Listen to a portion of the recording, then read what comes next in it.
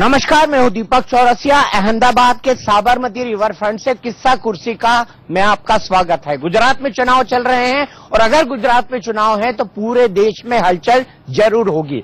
गुजरात का राजनीतिक इतिहास बेहद पुराना है और साथ ही साथ इसमें कई रंग मिले हुए हैं। इसीलिए जब चुनाव के रंगों की बात आती है तो गुजरात लगभग सतरंगी रंगों में दिखाई देता है। क्या है गुजरात के चुनाव का महत्व, क्या होंगे इसके राष्ट्रीय सिग्नल, क्या राहुल गांधी अध्यक्ष पद पर जो बैठने वाले हैं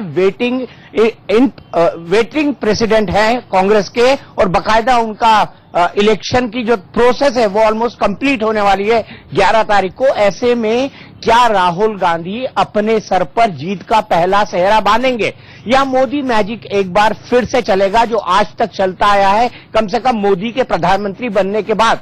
हमारे साथ अहमदाबाद की शानदार जनता है और जनता हमारे लिए, हमारे शो के लिए, अपने लिए, यहां की डेमोक्रेसी के लिए जोरदार तालियां हो जाए। और उसी के साथ हम बहस को शुरू करते हैं। मेरे साथ आमीबेन याग्निक है जो कि कांग्रेस की वरिष्ठ नेता है, सैयद जफर साहब है जो कि भारतीय जनता पार्टी के राष्ट्रीय प्रवक्ता है। सबसे पहले आमीबेन, आज के कार्टून की बात करता हूं। बीबीसी में आज एक कार्टून छपा, आपने देखा बीबीसी? उसका कार्टून बड़ा इंटरेस्टिंग है। उसमें एआईसीसी को दिखाया है, एक हाथ का पंजा है, वहां पर मणिशंकर अय्यर बाहर निकल रहे हैं और वो बोल रहे हैं कि मेरी हिंदी मातृभाषा नहीं है तो मेरी हिंदी खराब है। और अंदर से कांग्रेसी लोग आवाज दे रहे हैं कि आपकी हिंदी की कक्षा में हमारी गणित की कक्षा बर्बाद हो गई। तो क्या गुजरात में आपकी गणित की कक्षा बर्बाद हो गई मणिशंकर अय्यर जी के कारण, या खराब हो गई?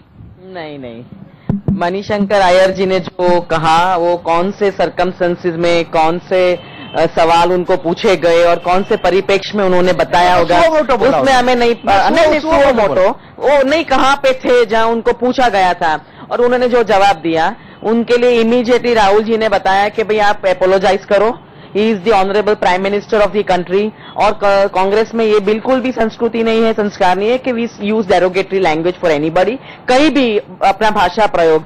तो पहले तो अपोलोजाइज करो और उनको सस्पेंड कर दिया।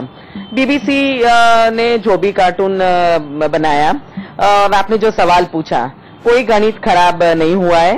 मणिशंकर जी गए, जो बोलना था उनके लिए उन्होंने भी माफी मांग ली। करना था कर गए। नहीं, डैमेज तो क्या करेंगे, जनता गुजरात की है। आई थिंक जनता भी 22 साल से देख रही है। हम कहेंगे 22 साल से नहीं देख रही है तो हर साल वो भी इवैल्यूएशन करती है। हम ऐसा नहीं कहते कि 22 साल का एक ही नतीजा आएगा, वो हर पहलू पे देखती है। वो अपने बच्चों को भी बड़ा हुआ जो प्रजा देख रही है, उनकी शिक्षा के बारे में देख रही है, स्वास्थ्य के बारे में देख रही है। ऐसा तो नहीं है कि सिर्फ सुनती है और मैकेनिकली अप्लाई करती है जो करना है। तो जनता इस बार उसने देखा है कि जितनी भी प्रॉमिसेस दी गई है विकास के नाम पे, उनका विकास का मतलब क्या है बीजेपी का, वो भी समझ गई है। तो इसमें गणित की बात नहीं है, वो अपने दिल की बात समझ रहे हैं और वो दिल की सुन के जो करना है वो करेंगे। क्योंकि अगर आप बोलते रहो कि मैं ब्यूटीफुल हूं, मैं ब्यूटीफुल, स्टोरीज में हम सुनते थे मिरर को, तो अपने आप सोचने लगते हो कि मैं ब्यूटीफुल हूं, पर आप खुद में हो नहीं। तो विकास है को लोगों को दिखना चाहिए, चाहे वो शिक्षा में हो, स्वास्थ्य में हो, बेसिक नेसेसिटीज में। ठीक है, सैयद साहब आप बताइए, भारतीय जनता पार्टी को क्या लगता है, विकास पगला गया है या मैं विकास हूं, आप ये कहेंगे? देखिए, भारतीय जनता पार्टी विकास में बिलीव करती है और जो एक मर्यादा रखना चाहिए समाज में, उस मर्यादा का आदर करती है। आज देखिए, विकास पे बात होती है तो सबसे पहले मैं आप लोगों को बताना चाहता हूं कि कांग्रेस जो आज तक बात करती आई है कि विकास नहीं हो रहा है, तो मैं बताना चाहता हूं कि आपका गुजरात पूरे वर्ल्ड में 5 साल से जब से इकोनॉमिक क्राइसिस हुआ तो गुजरात ही में 10% ग्रोथ हुआ, डबल डिजिट। पूरे दुनिया में कोई ऐसी जगह नहीं है, सिर्फ गुजरात में एक ऐसी जगह है जहां पर 10% का डबल डिजिट का ग्रोथ है। आप भारतवर्ष में देखिए तो चाहे आप किसी स्टेट को उठा के देखिए, कम से कम 2% कम है। तो यह आप लोगों के कंट्रीब्यूशन की वजह से है कि लोगों ने बार बार भारतीय जनता पार्टी को मदद की, सरकार में लाया और सरकार ने उसका पूरा जो वायदा था वो निभाया। दूसरी बात में आप लोगों के सामने, ये कांग्रेस वाले बार बार कहते हैं हमने विकास नहीं किया। आप देखिए, जीएसडीपी जो जीडीपी बोलते हैं, सबसे विकास को जो मापने का जो दंड है वो है जीएसडीपी देखने का। गुजरात का जीएसडीपी जब कांग्रेस की सरकार ने छोड़ी थी तो वो था 71,000 करोड़, आज 10,33,000 करोड़ है, किसी भी स्टेट से सबसे ज्यादा है। इसके लिए मैं गर्व से कहता हूं कि आप गुजरात के लोग हमें बार बार चुन के लाते हैं और उसका पूरा हम जो है आप लोगों के लिए आपको सेवा करने के लिए हम तैयार रहते हैं और हमने करके दिखाया। दूसरी बात, अभी कह रही थी यामिनी बहन, एजुकेशन में कुछ नहीं किया। एजुकेशन में देखिए 7 यूनिवर्सिटी थी 50 सालों में इन्होंने दी, हमने 22 सालों में 7 से 57 यूनिवर्सिटी गुजरात में कर दी। हमने इंजीनियरिंग कॉलेज 30 से उठा के 230 कर दी। हमने जितने कॉलेजेस थे ज्यादा से ज्यादा कॉलेजेस खोले। हमने जो बच्चों को पढ़ने का देखिए, एक प्राइमरी स्कूल में सबसे ज्यादा देखते हैं कि बच्चे पढ़ते हैं कि नहीं।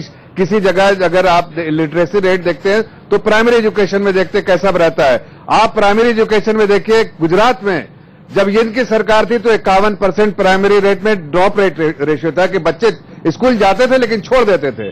आज वो घट के 1 पॉइंट कुछ % हो गया, 2% से भी नीचे है।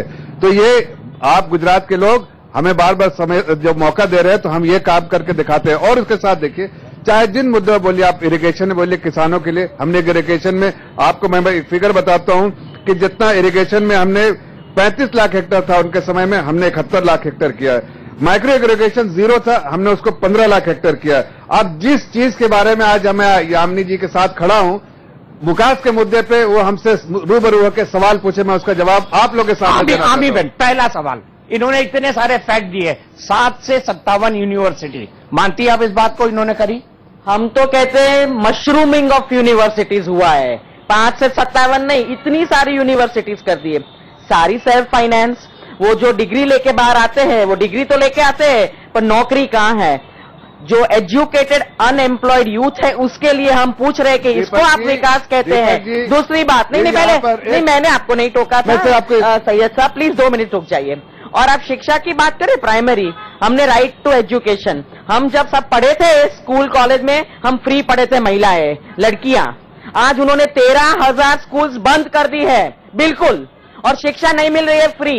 तो राइट टू एजुकेशन जो सेंट्रल गवर्नमेंट से आया है, सेंट्रल वहां से आया है, तो इम्प्लीमेंटेशन नहीं होता है, स्कूलें बंद हो गई है, शिक्षा नहीं है, ड्रॉप आउट रेट बहुत है लड़कियां का। और ये जो मशरूमिंग ऑफ यूनिवर्सिटीज हुई है, कहते हैं कि इतनी सारी यूनिवर्सिटीज कर दिए पर कोई भी ग्रांटिंग नहीं रहे, ग्रांटिंग एड की वाली नहीं है, कोई जाके इतनी हैवी फीस भरनी पड़ती है, वो माँ बाप को पूछो। तो मैं एग्री करता हूं कि इतनी महंगी हो गई है शिक्षा कि आम आदमी के एफर्ट से बाहर हो गई है पूरे देश में। देखिए, गुजरात को आइसोलेशन में नहीं देखना चाहिए। गुजरात में यूनिवर्सिटी खुली है, जो कह रहे 13,000 स्कूलें बंद हुए, गलत है। बल्कि उससे ज्यादा, कई हजार ज्यादा जो स्कूल इन्होंने छोड़ा था उससे ज्यादा स्कूलें खुली हैं।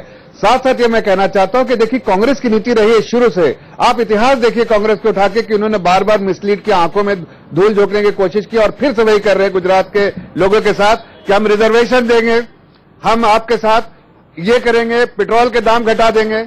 आपसे मैं पूछता हूं, आप लोग सब तो पढ़े लिखे लोग हो, गुजरात में आज ये कहते हैं राहुल गांधी के, हम उनके मैनिफेस्टो में कि भाई हम पेट्रोल के दाम घटा देंगे। कर्नाटक में उनकी सरकार है, पंजाब में उसकी सरकार है, अगर यहां घटाएंगे तो वहां क्यों नहीं घटाया? वहां तो नहीं घटाया। हमारी सरकार जहां जहां भी है, हमने जीएसटी, हमने वो पेट्रोल के दाम घटाए, डीजल के दाम घटाए, जो ड्यूटी सरकार ने, सेंट्रल गवर्नमेंट ने ड्यूटी हटाया, और वैट हमने उन सब स्टेट्स में किया। लेकिन कांग्रेस की सरकार जहां जहां भी है उसने तो नहीं किया। मैं पूछता हूं कि अगर आपने ऐसे बोले, ऐसे वादे कर रहे हैं, तो पहले जहां सरकार है वहां तो करके दिखाइए। Valid point. मैं पंजाब और कर्नाटक की बात करता हूं, मैं परसों कर्नाटक जा भी रहा हूं। मुझे आप बताइए कि अगर वैट ही कम करना है तो पहले पंजाब में और आप कर्नाटक में करके दिखाते, फिर बताते यही हम गुजरात में करेंगे। हम गुजरात की बात कर रहे हैं और हमने बोला 10 रुपया कम करेंगे, हम सत्ता में आएंगे तो ये करके दिखाएंगे।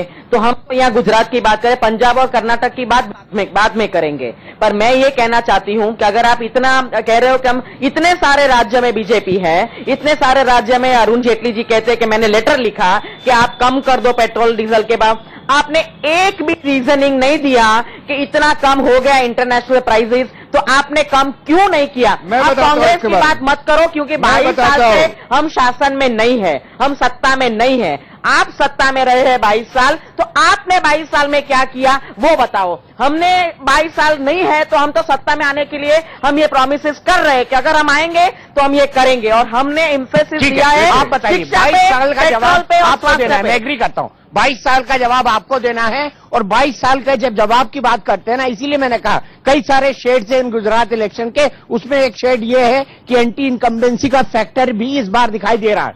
देखिए, देश ने देखा है कि गुजरात का जो डेवलपमेंट हुआ है वो भारतीय जनता पार्टी के सरकार के आने के बाद हुआ है। देश ने यह देखा है कि चाहे आप किसी फील्ड में उठा के देखिए, अगर आप इलेक्ट्रिफिकेशन देखिए तो घर घर तक बिजली पहुंचाने का काम भारतीय जनता पार्टी ने किया है।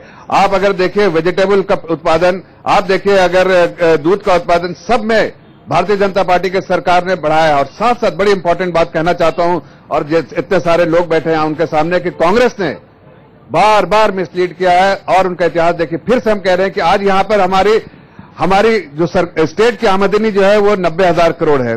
सारे खर्चे जो 90 कितना है स्टेट पे नहीं, और खर्चा जो उन्होंने बताया है ना, खर्चा जो उन्होंने बताया है वो कई 1 लाख करोड़ से भी ज्यादा, कई हजार करोड़ का बताया है।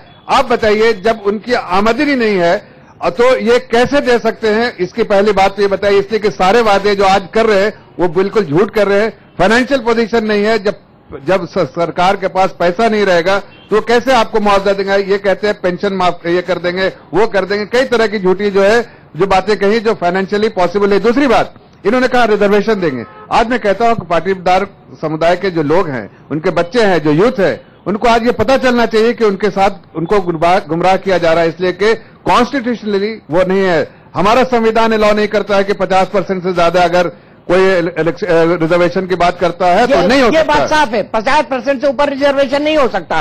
और कांग्रेस की सरकारों ने जब भी कोशिश की ऐसा, हैदराबाद के अंदर भी ऐसी कोशिश हुई, माफ कीजिएगा, महाराष्ट्र के अंदर मराठा आरक्षण की कोशिश हुई, जाटों को आरक्षण की कोशिश भूपेंद्र सिंह हुड्डा जी ने की, सभी को कोर्ट ने स्ट्रक डाउन कर दिया। अब आप पाटीदारों को आरक्षण कहां से दे देंगे, ये तो समझाइए। आपके कॉन्स्टिट्यूशन के इतने बड़े एक्सपर्ट है कपिल सिब्बल साहब, वो ये भी कह रहे हैं कि मंदिर पर मामला टाल दिया जाए 2019 तक। क्यों टाला जाए? क्या कांग्रेस मंदिर के फैसले के फेवर में नहीं है? 3 पॉइंट की बात बताती हूँ, आपके 2 इंक्लूडेड। पहले ये बताऊंगी कि जब 95 के बाद, जब 95 में कांग्रेस ने छोड़ा था, सत्ता में नहीं आई थी, तब 10,000 करोड़ का डेट था, और आज 2,22,000 करोड़ का डेट है गुजरात राज्य पे। नैनो कार को लेके आए थे, एग्रीकल्चर इसकी लैंड लेके, हर कार जो निकलती है उस पे एक सिटीजन को, गुजरात के एक नागरिक को 60,000 का कर्जा भुगतना पड़ता है। ये आपने देखा नहीं है? 33,000 करोड़ की लोन दिए विदाउट एनी परसेंटेज इंटरेस्ट। तो ये सब बातें हैं, इनको जरा डिटेल में कहना चाहिए। पहले मेरी बात सुन लीजिएगा। दूसरी बात, अगर रिजर्वेशन नहीं देश के लोगों को, गुजरात की जनता को ये कर्ज जो है, किस तरह का कर्ज इनसे पूछिए। क्या स्टेट पे वो कर्ज है या फिर सेंटर से जो उस तरह के एलोकेशन मिलते हैं उस पर है? तो ये जरा आप ठीक से तफसील से बताइए कि क्या उसको स्टेट को मुआवजा देना है, उस पर ऋण भरनी है स्टेट को? पहले आप बताइए कि 22 साल में अगर इतना एलोकेशन था और इतनी आमदनी थी और इतनी आवक थी राज्य की, तो आपने सिटीजन का पैसा लेके जवाब देता हूँ, मैं जवाब देता हूँ। देखिए, मैं आपको जवाब देता हूँ। हमारे पास नहीं आएगा सत्ता आने के बाद, तो आपने अब तक का पैसा कहाँ डाला? देखिए, मैं जवाब देता हूँ। मैं आपको एक सवाल का जवाब देता हूं। पर कैपिटा इनकम जो बोलते हैं, हर आमदनी जो है जब हर एक इंडिविजुअल के स्टेट में कितना है पर पर्सन जो है, कितना आमदनी है स्टेट की, इनके समय में 13,000 रुपया थी। आज 1,41,000 रुपये कोई स्टेट में है? गुजरात स्टेट में है। किसकी वजह से? हमारी सरकार 22 सालों में यहाँ का पर कैपिटा इनकम बढ़ा। और साथ साथ बताना चाहूंगा कि देश के बारे में भी आपको जानना चाहिए। इनकी सरकार जब थी तो देश का जो है पर कैपिटा इनकम, पूरे नागरिकों का जो पर हेड इनकम था, चाइना का और हमारा बराबर होता था 2 दशक पहले। इनकी सरकार ने ऐसा काम किया, देश की संपत्ति लूटी, कोई अच्छा काम नहीं किया कि चाइना हमसे 5 गुना ज्यादा हो गया पर कैपिटा इनकम पे, और हमारा 100 रुपया उनका है तो हमारा 20 रुपया रह गया, 5 टाइम कम हो गया। ये इसका जवाब देना पड़ेगा कि पर कैपिटा कम दुनिया का, पूरे हिंदुस्तान का कम हुआ, लेकिन गुजरात में बढ़ा है। आप बताइए आमिर, मैं आपसे बड़ा सिंपल सवाल पूछता हूं, क्यों ऐसा होता है कि कांग्रेस के नेता सेल्फ गोल करते हैं? मैंने आपको कपिल सिब्बल जी का उदाहरण दिया, मणिशंकर अय्यर का उदाहरण दिया। और क्यों ऐसा होता है कि कंफ्यूज स्टेट ऑफ माइंड में कांग्रेस पार्टी नजर आती है? क्यों?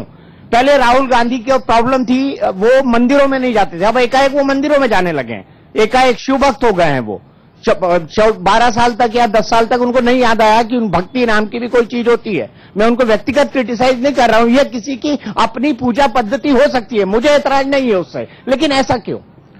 देखिए, पहले तो मणिशंकर अय्यर जी का तो हमने बात कर लिया कि he suspended may be in his individual capacity, उन्होंने जो भी बोला वो। कपिल सिब्बल जी एक लॉयर है, और वो लॉयर के नाते से उन्होंने जो क्लाइंट का केस लिया होगा सुप्रीम कोर्ट में, चाहे वो वक्फ बोर्ड है, कोई भी इंडिविजुअल पिटिशनर है, क्योंकि मल्टीपल स्टेक होल्डर्स है ये मैटर में, तो किसका लिया वो कपिल सिब्बल को पूछना चाहिए। Congress has nothing to do that मुद्दा। और राम मंदिर का मुद्दा हमने बोला है कि एपेक्स कोर्ट, सुप्रीम कोर्ट जो भी कहेगी वो सर्वमान्य है, हमें सर आंखों पे हमने बोल दिया है। जब चले फास्ट चले, डे टू डे चले, हम वो मान्य रखते हैं। सुप्रीम कोर्ट जो भी डिसीजन करेगी राम मंदिर के मुद्दे पे, Congress is going to abide by that. वो मुद्दा हो गया, तो आपके ये मुद्दे का मुझे जवाब देना जरूरी नहीं है। पर दूसरी बात ये है, नहीं हर बात पे आप जवाब दो। राहुल जी मंदिर क्यों जाते हैं? आप यहाँ आते हो तो आप नहीं गए कोई भी अंबाजी मंदिर या बहुचराजी मंदिर या सोमनाथ मंदिर, आप नहीं गए। मेरे वहां तो जो भी गुजरात में आता है पहले मंदिर जाता है। राहुल जी पहले जाते थे कि नहीं? आपने पीछा किया है? अब कर रहे हो इलेक्शन के टाइम पे। नहीं वो पब्लिक मुझे करने दीजिए, किसी की आस्था पे, किसी की दर पे। दीपक जी मुझे खुलासा करने दीजिए, इस बात की खुलासा मुझे करने दीजिए। देखिए ये आस्था से जुड़ी बातें हैं, इसका खुलासा मुझे कर देता हूँ, आप लोगों के सामने खुलासा कर देता हूँ। देखिए दीपक जी, इसका खुलासा मैं करना चाहता हूं। बोलिए बिल्कुल बोलिए। देखिए सबसे बड़ी बात ये आस्था की चीज है, मैं मानता हूं इनकी बात आस्था की चीज है। मैंने भी कहा और आस्था जो है प्राइवेट अफेयर्स है। जो लोग आस्था के लिए जाते हैं वो तो बार बार मंदिरों में जाते हैं, किसी को दिखाने के लिए नहीं जाते हैं। ये राहुल गांधी जी कभी आप बताइए, गिन सकते हैं, गिनती गिन सकते हैं उंगलियों में कितनी बार मंदिर में गए, और अभी से जाना शुरू किया है। इसलिए कि मंदिर में तो जाते ही नहीं थे। और खास के जो इनकी रहा है डबल स्टैंडर्ड वाला, जो मुखौटा पहन के जाते हैं, बेनकाब हुए उस दिन जब ये मंदिरों में जाके बार बार कि हम प्रूव करने के लिए कि मैं जनावदेरी जो है वो ब्राह्मण है, इसलिए हमको प्रूव करना था, इसलिए मैं लोगों के आंख में धूल झोंकने के लिए गए। लेकिन जब इनको लिखना था रजिस्टर पे, तो इन्होंने उस रजिस्टर पर नाम लिखा जिसपे वहां हिंदू के लिए रजिस्टर नहीं। तो नहीं, ये साफ कर दिया कि भाई वो लोगों के आंखों में धूल झोंक रहा है। दूसरी बात एक और बोलना चाहता हूँ, नहीं दूसरी बात एक और बोलना चाहता हूँ कि अगर आप मंदिर जा रहे हैं बार बार, तो भाई आप ही के सिपा सलाह रहे हैं कपिल सिब्बल। क्या कपिल सिब्बल आज मंदिर नहीं चाहते बनवाना? वो क्यों बाहर वो उसको कहते हैं 2019 के बाद इसके बारे में रिजल्ट आना चाहिए? आखिर क्या बात है? ये दोहरी नीति क्यों इनकी है? एक सवाल मैं जानना चाहूंगा, भाई साहब कुछ पूछना चाह रहे, बताइए। सर कांग्रेस के कोई भी नेता अगर मंदिर जाते तो राम मंदिर कब का ही बन जाता। राहुल जी बरसों से आ रहे हैं, कभी भी सोमनाथ के मंदिर नहीं गए, कभी अंबाजी नहीं गए। ये गलत बात है, इतिहास देख लीजिए। राहुल जी पहली बार गुजरात के चुनाव जीतने के लिए मंदिर गए हैं, ये सही बात है बिल्कुल। आमी बहन एग्री करेंगी आप? ये जनता का नहीं, ऐसा सवाल का जवाब देना मुझे वो भी नहीं लगता। ठीक है, ये आस्था की बात है, और आप ईश्वर पे ऐसी उंगलियां मत लगाइए। किरीट भाई हमारे साथ हैं। किरीट भाई थोड़ा सा लेट हो गए, माफी चाहूंगा, मैं आपको शो में नहीं इंक्लूड कर पाऊं। किरीट भाई आपके सम्मान के लिए आप 1 मिनट थोड़ा सा मेरे लिए खड़े हो जाएं, आपको कैमरे में लाने में आसानी होगी। किरीट भाई यहाँ के जाने माने नेता है, यहाँ के सांसद है। किरीट भाई के लिए तालियां बजाइए। और जफर साहब और आमी बेन याग्निक, आप दोनों हमसे जुड़े, आप दोनों हमसे बात किए, आपका बहुत बहुत स्वागत है। किरीट भाई आप थोड़ी देर से चूक गए, लेकिन ये कुर्ता और जैकेट आप पे बहुत शानदार लग रहा है। फिलहाल किस्सा कुर्सी में आज के लिए इतना ही, लेकिन इंडिया न्यूज पर खबरों के साथ हम लगातार हाजिर हैं। आगे देखिए मेरे साथ टुनाइट विद दीपक चौरसिया।